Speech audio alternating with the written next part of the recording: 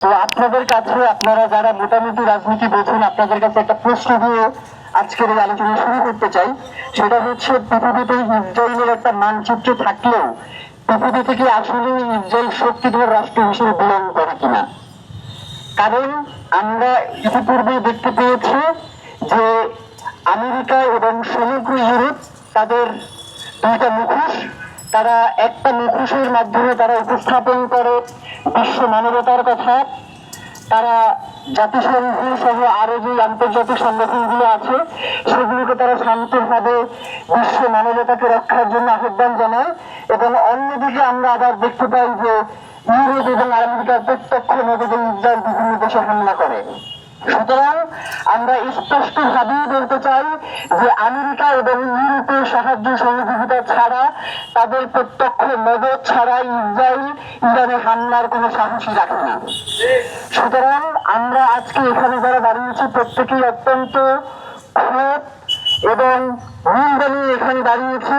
কারণ আজকে যে ইরানের উপর হামলা হয়েছে সেটি শুধুমাত্র ইরান একটি দেশের উপরে হামলা নয়, এটি হচ্ছে একটি বৈশ্বিক সন্ত্রাস এবং আন্তর্জাতিক মানবাধিকারের সুস্পষ্ট লঙ্ঘন এবং জাতিসংঘের সনদের সুস্পষ্ট লঙ্ঘন। আমরা ইসরায়েলের পক্ষ থেকে আমাদেরকে বলা হয় যে তারা আত্মরক্ষামূলক এই আক্রমণগুলোকে পরিচালনা করে। আমরা তাদের কাছে প্রশ্ন রাখতে চাই যে কোনো একটা দেশের অভ্যন্তরে ঢুকে সেই দেশের নিরীহ মানুষদেরকে হত্যা করা কি আপনার আত্মরক্ষা কিনা?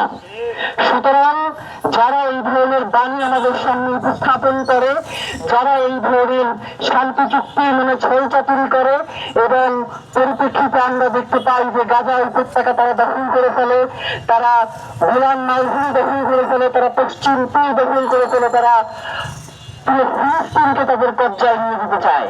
একটা স্বাধীন সার্বভৌম রাষ্ট্রের যদি নিজস্ব নিরাপত্তা নিশ্চিত করার যদি কোনো সক্ষমতা না থাকে, যদি আন্তর্জাতিক বিশ্ব তাদেরকে সেই সুযোগ না দিতে চায়, তাহলে সেই ক্ষেত্রে বর্তমান বিশ্বে যারা আছেন তারা কি পদক্ষেপ নেবেন সেটা আসলে বলার অবকাশ রাখে। আজকে সৌদি আরব সহ যারা পেট্রো ডলার খেয়ে চুপ করে বসে আছেন, আপনাদেরকে একটা কথা জানিয়ে দিতে চাই যে ইসরায়েলের কিন্তু ইরানের সাথে খুব ভালো সম্পর্ক ছিল, আপনারা সকলেই সেটা জানেন। আজকে ইসরায়েল ইরান আক্রমণ করেছে, আপনারা চুপ করে বসে আছেন। এমন দিন আসতে পারে যেই দিন ইসরায়েল আপনার দেশে আক্রমণ করবে, সেই দিন এমন কোন মুসলিম বিশ্ব দুটোই থাকবে না যে আপনাকে সাহায্য করবে, আপনার পক্ষে কথা বলবে। সুতরাং আমরা মধ্যপ্রাচ্যকে জানিয়ে দিতে চাই, আমরা মধ্যপ্রাচ্যের কাছে অনুরোধ করতে চাই, এখন যদি আপনাদের হুঁশ না ফেরে তাহলে আপনাদের হুঁশ ফেরার আগেই আপনারা এই দুনিয়া ছেড়ে চলে যাবেন। আমরা সর্বশেষ একটা কথা বলেই শেষ করতে চাই, আর কথা বাড়াবো না।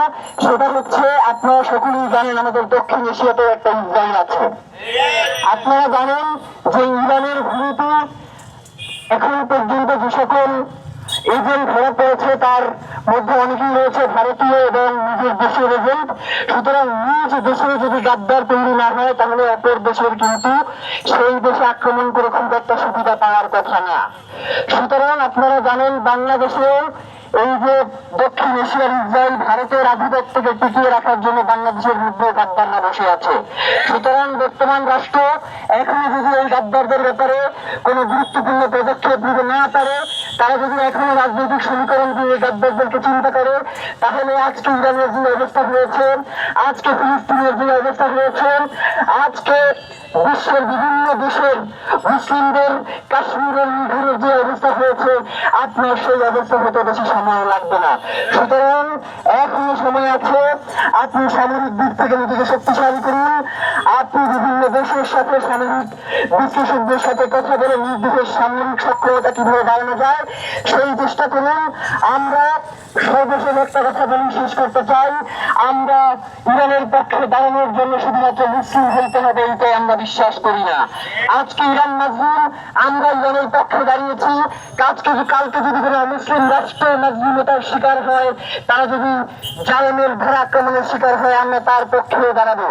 কোন বিশ্বে আমরা যুদ্ধ চাই না, আমরা চাই শান্তি। কিন্তু আমাদেরকে যদি যুদ্ধের দিকে ফেলে দেওয়া হয়, আমাদেরকে যদি শান্তিতে বাঁচতে দেওয়া না হয়, তাহলে আমরাই যদি যুদ্ধের দিকে বাধিত হই, সেই দিনগুলো আসলে খুবই ভয়াবহ আকার ধারণ করবে। সুতরাং বাংলাদেশের পক্ষ থেকে যাতে আরো স্পষ্ট করে বিবৃতি দেওয়া হয় পররাষ্ট্র মন্ত্রণালয়ের পক্ষ থেকে। আমরা সেই দাবি জানিয়ে আজকের এই আজম ইনকিলাব মঞ্চের পক্ষ থেকে যে মানববন্ধন ডাকা হয়েছে, ইরানের প্রতি সহমর্মিতা, ইরানের পক্ষে আজকের আমাদের এই অবস্থান, সেটা শেষ করছি। বাংলাদেশ জিন্দাবাদ, ইনকিলাব জিন্দাবাদ।